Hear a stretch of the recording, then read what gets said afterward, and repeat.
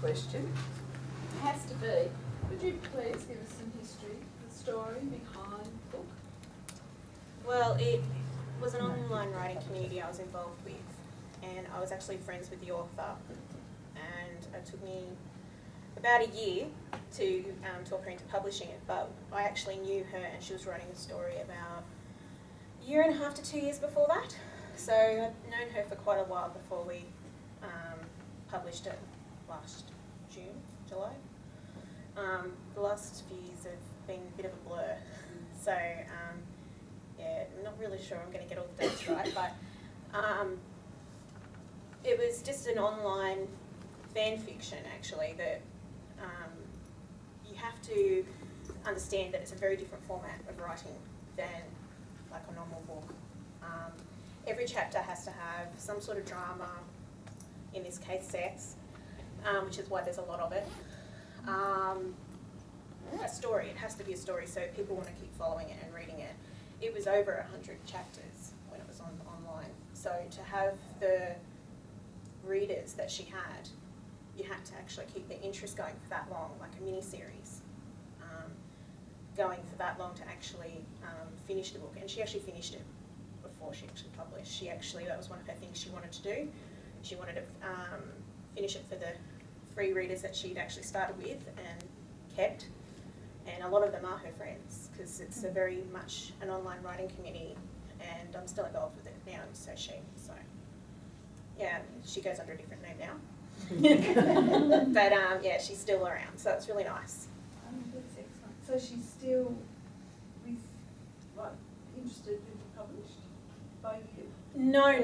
She's, look, we've outgrown each other, like, for the way, there's no way, Random House couldn't even keep up with the demand of the books. There was no way that a small publisher was ever going to. So there's just no way. We just came to an agreement that it was just getting too big for us, and we shopped around. We all went over to New York and talked to many publishing houses, and there was quite a fight about for it. So yeah, and that's how it happened. But so at what point did it become too big for you? Like, what sort of number of readers did you have at that stage? Well, this is the other bit that's been printed a bit falsely. It says that we only published ebooks, and that's what we did. It's actually false. We actually did publish print as well. And the reason we are the only company in the world to actually go number 1, 2 and 3 on the New York Times bestsellers list solely in ebooks is that they didn't actually have our numbers of how many paperbacks we sold, because we weren't giving them the information, because one, there was no need for it, and two, we'd only sold so many through Amazon ourselves, but we sold a whole heap through ourselves, as well as selling directly to the bookstores themselves and that sort of thing, because we wanted to give back to the bookstores and not the huge chains. That was what we were sort of trying to do at the time, which thankfully for us it's worked out in our favour.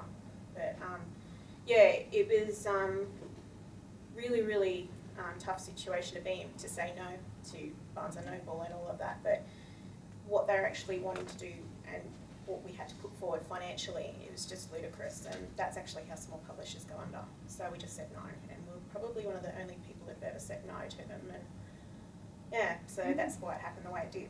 But it was well worth it in the end. Yeah, very much. Yeah. Brave people, well done. Yeah, well, you got to understand as well, we weren't doing this for a business as well. We were doing it because we were, as I say, a community online that we were sharing their experience with. And even though it's now a really very thriving business, it wasn't meant to be that way. It was all our friends getting together and trying to do something that we felt passionate about.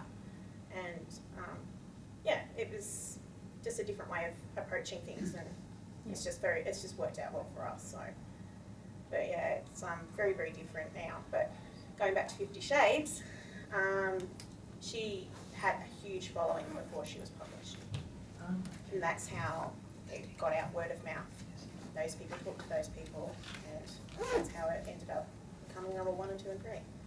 We didn't do any advertising or anything. It was just the community we were involved in is just a very powerful group that when they get behind something, and it's happening again and again with other books. It's just amazing. It's great.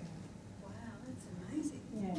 Because that was our next question, is what was it about the book that really caused it to take off? Was it the style of writing, or was it this, it was obviously a people connection had a big input there? It did, and it was also, it was entertaining. It wasn't just one thing or another. There's so many different aspects of the book. So what do you think are the most important aspects of the book that caused this phenomenon? Well, I don't really think it was the subject matter that everybody keeps talking about. It's more that it was a love story, and it did have a lot of action in it as well as the other elements, and it's just that she brought all the elements in that different people like different things, and they all liked certain parts about the book. It wasn't that they liked one part or another, it's just that it brought so many different genres into it, I think, that it made it so entertaining.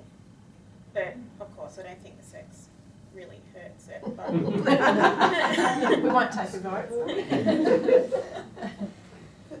So, what was it then about the book that caused, I mean, we've seen the parodies, we've seen mentions in Parliament.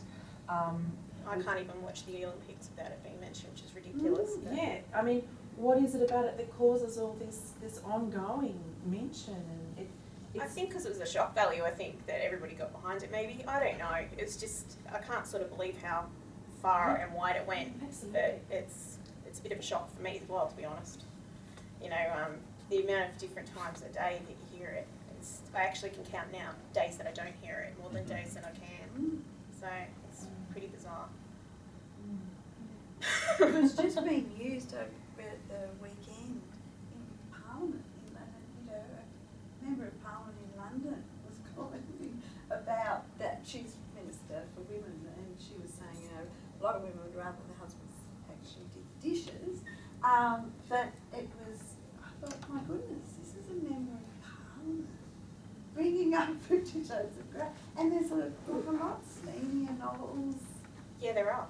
That, yeah. But for America, I think it's more of a shock value for them because they don't really talk about anything like that. It's very conservative. Yeah, it's very different over there to here.